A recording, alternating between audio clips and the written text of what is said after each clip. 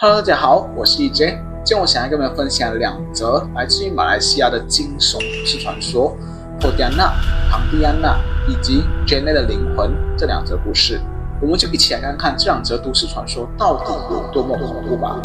当然了，这两则故事的真实性其实都已经是无从考证了，所以呢，你们就当几个故事来听听就好，就不要太较真啦。庞蒂安娜、坡迪安娜也有另一个别称叫做库蒂兰娜，它是马来西亚传说中的一头吸血鬼，经常会以美丽女子的形象出现，有时也会以鸟的形态出现，多数会现身在香蕉树丛中。庞蒂安娜之所以会以美丽女子的形象出现，是因为她通常是由难产而死去的女人所化成的，因此坡迪安娜这个名字也有很多人猜测，很大可能源自于马来语中的丁和安娜，也就是怀孕和孩子的意思。因此她的怨念很深，再加上她通常会伴随着一股很浓的指甲花香味，所以她的攻击手段自然就是她会以漂亮的外表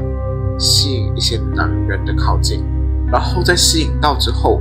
他就会扑上受害者，并露出他丑陋且干瘪的老皱面孔以及锋利的牙齿，把被吸引到的猎物的血吸食干净。至于他为什么会以鸟的形象出现，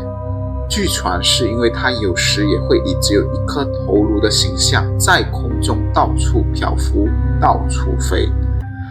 内脏就被他悬挂在头颅之下，从远处看就像一只小鸟一样。所以也有人质疑说，这个庞蒂安娜其实就是一个大型的枭，也就是猫头鹰，因为它的头部跟人脸长得真的非常的像，一些不够警惕的男人就会被其攻击。但是我才疏学浅，猫头鹰真的会随意的攻击别人吗？可是关于这个传说的一些证据，我在网络上其实是完全没有找到相关的一些资料的。但是在我这个寻找过程中呢，我有发现几个蛮有趣的发现，接下来我们就一起看一下吧。第一个就是 HBO 的亚洲怪谈中也有拍摄过类似的剧情。故事讲述是在新加坡的建筑公司的工头和工人意外发现了一具女性尸体开始。当工人试图将其安葬而不是焚烧它时，却万万没想到，因为他的一个举动，意外唤醒了庞蒂安娜。而且根据当时导演所说，其实这部作品的灵感就是来自于当地的灵异传说，而这个传说的地点就位于快乐山坟场。要知道，快乐山坟场一直以来都被当地人称为最阴森的一座坟场，许多人驾车路过快乐山路时，甚至都不知道那里面有一座坟场。不过最令人毛骨悚然的并非是埋在坟墓下的死人，而是经常能看见庞蒂安娜在树林里飘来飘去，飘来飘去，而且不时还会传来让人不寒而栗的笑声。有传言称，快乐山坟场的前身其实就是一个爪哇村落，而当时就有许多的马来巫师利用巫术来创造并控制这些庞蒂安娜来办事。现在哪怕那些村落早已经不复存在了，可是那些庞蒂安娜却仍旧霸占着这块土地。更曾有人传说，在那里有找到几个死状恐怖的男子，他们的身体被五马分尸，内脏和性器官都被抛弃在坟场各处，死状非常凄惨。虽然有些人相信这就是庞蒂安娜所为，但是也有民众指出，早期其实快乐山是有可能藏匿着某些肉食动物的，就比如像是在1896年的时候，就有人曾经发现有一只老虎的尸体在快乐山被击毙，然后被村民发现。所以事实究竟是如何，我们就不得而知了。第二就是这个庞蒂亚娜的形象以及故事背景都和日本的产女很接近。产女是日本的一种妖怪，又被称为幽妇女鸟。它也是跟这个庞蒂亚娜一样，由难产而死的孕妇所变化而成的，常见于江户时代的怪谈作品中。那这两者之间到底有什么关系呢？有没有可能说这个传说就是当时日本统治东南亚时传下来的呢？那如果我们真的在现实中不幸的遇到庞蒂亚娜，我们应该怎么做呢？有什么办法可以自救吗？有的，传说你只要持有尖锐的物件，比如指甲，来刺穿它的后颈，就会有助于防御庞蒂亚娜的攻击。因为据说当庞蒂亚娜的后颈被刺穿时，会彻底化为美貌的女子，失去所有的攻击力，直到指甲被拔出，或者是尖锐的物品被拔出。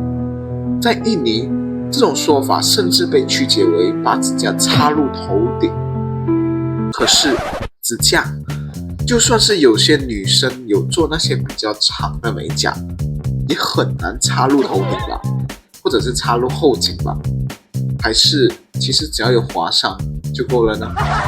不过这个故事也提醒了我们，不要看到漂亮女孩子就想着往上扑，否则命都丢了都来不及去后悔。这是一个发生在60年代沙拉越的事件。Janet 其实是一名女护士的名字。就在某一天，她突然失踪了，没有一个人能够找到她。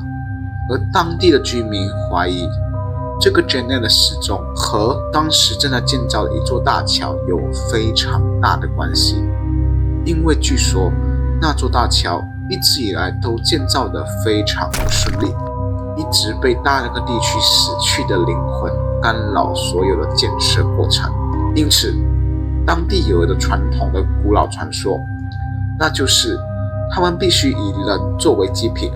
才能安抚好那区的灵魂，使得他们不再干扰建设大桥的过程，并且祭拜过程中必须把抓来的祭品斩首，并把祭品的头颅埋入混凝土中，以稳固桥梁。所以就有传言称，为了大桥的顺利建设，他们便把 Janet 抓来当了祭品。而且最诡异的是，警察还真的找到了 Janet 的无头尸体。Janet 的父母因此悲痛万分，他们发誓让那些凶手们付出代价，所以他们在选择为 Janet 掩埋的时候，为她换上了红色衣服以及红色的鞋子，让她复活，为自己报仇。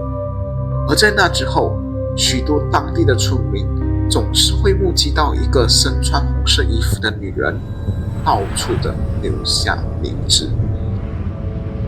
好了，今天的2则马来西亚都市传说到这里就结束了。如果你也喜欢今天内容的话，别忘了帮我点赞、订阅、分享，还有记得打开小铃铛，那我更新新影片的时候，你就会第一个时间收到通知了。谢谢大家，我是 EJ， 拜拜。